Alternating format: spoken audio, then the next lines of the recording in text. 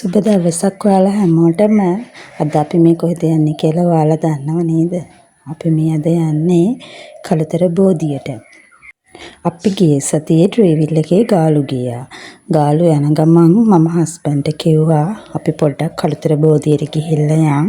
ජනුලි බබා කවදාවත් ගිහිල්ලා නැති නිසා කියලා.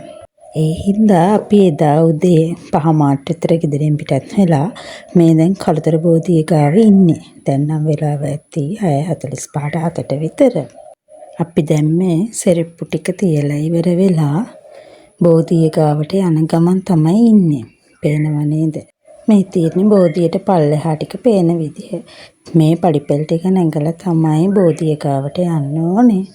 අපි එදා ගාලු ගියේ පොය දවසේ හින්දා අපි හිතුවා කළුතර බෝධිය ගාවත් සෙනග ඇති කියලා. අපේ ඉතින් මේ මානෙල් මල් ටිකකුත් අරගෙන දැන් මේ බෝධිය ගාවේ ඉන්නේ. ඇත්තටම මේ බෝධිය ගාවට ගඟත් එක්ක වටේ පේන විදිය හරිම ලස්සනයි. මම මේ පොඩක් ඒ ටික තමයි වීඩියෝ කළේ. බලන්නකෝ ගඟත් එක්කම බෝධිය ගාව උඩ පේන විදිහ. ඔය තියෙන්නේ යමයිනේ කළුතර බෝධිය. අද ඉතින් ගොඩක් සෙනග නැහැ. ඒ වුණාට ඉතින් උදේ කියලා වෙනසක් නැතුව චුට්ටක් ඉන්නවා. ඔන්න අපේ දනිරු බබයි හස්බන්ඩ්යි ඉන්නවා. අපි 3-4 පාරක්ම ට්‍රේවිල් එකේ ගාලු ගිය නිසා හැමදාම මෙතනින් යනකොට අපි දෙන්නම කතා වෙවි යනවා කළුතර බෝධියට එන්න ඕනි කියලා. ඒ වුණාට අපිට එන්න හම්බුනේම නැහැ. අපි දැන් මේ ඉන්නේ චෛත්‍ය ගාව. මම හස්බන්ඩ්ට කිව්වා අපි පොඩ්ඩක් චෛත්‍ය වටෙන් යමු කියලා. හස්බන්ඩ්ත් ඉතින් මගේ කීම අහලා චෛත්‍ය වටෙන්ම යන්න තමයි මේ යන්නේ. ටික දුරක් යනකොට තමයි තේරුනේ අනිත් පැත්තෙන් ගියා නම් අපි දැන් ඇතුළටත් ගිහිල්ලා කියලා. මේක පොඩි වටයක්. ඒ වුණාට ඉතින් සෙනගත් නැති එකේ අපි මේ හිමිහිට යන ගමනේ පොඩ්ඩක් යමු කියලා තමයි කතා වුනේ. මේ යාළුවනේ චෛත්‍ය ඇතුළට යන්න තියෙන තැන. මෙතනින් එහාට මම චෛත්‍ය ඇතුළ නම් වීඩියෝ කළේ නැහැ.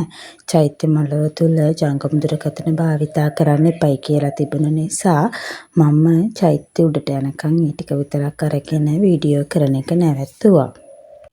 පේනව නේද? මට මතක හැටියට නම් මම කළුතර බෝධියට ඇවිල්ලා ඇත්තේ දැනට අවුරුදු 20කට විතර කලින් වෙන්න ඕනේ. මොකද මට ලොකු මතකයක් නෑ මේ තැන ගැන. ඒ කියන්නේ ඉතින් අපි ටිකක් පොඩි කාලේ ඇවිල්ලා වෙන්න ඇතිනේ. නමුත් ආවයි කියලා මතකයක් නම් තියෙනවා. දැන් ඉතින් අපි මේ චෛත්‍යත් වැඳලා බෝධියත් වැඳලා ඔයාලා දැකලා තියෙනවද කළුතර බෝධියේ එහා පැත්තේ තව බෝධියක් තියෙනවා.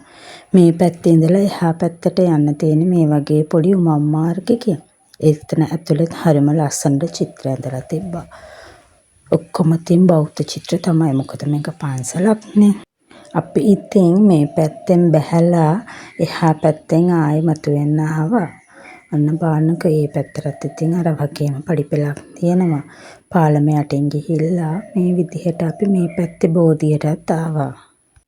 අපි මේ පැත්තේ තියෙන බෝධියටත් මල් පූජා කරලා පඳුරු දාලා ඉවර වෙලා ආයෙත් අපේ ගමන පිටත් වුණා. මේ පැත්තේ බෝධියේ නම් අපි කුඩාරියක් ඇවිද්දේ නැහැ. මොකද ටිකක් අවසර වෙනකොට හස්බන්ඩ්ට ට්‍රේවිල් එකේ ලවන් යන්න අමාරුයිනේ. ඒ හින්දා අපි ටික වැඳලා ආයි අපේ ගමන පිටත් වුණා. ඊට පස්සේ ඉතින් මේ එන ගමන් පොඩ්ඩක් බීච් එක ගාව නතර කළා ජනුලි බබාට රැල්ලපා ගන්න.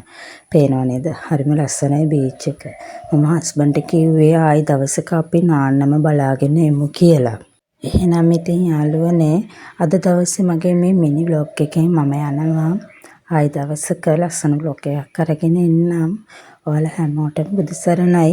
මාව මේ විදිහට බලන් ඉන්නවට මගේ යාළුවෝ හැමෝටම ගොඩාරියක් ස්තුතියි. ගිහින් එන්නම්.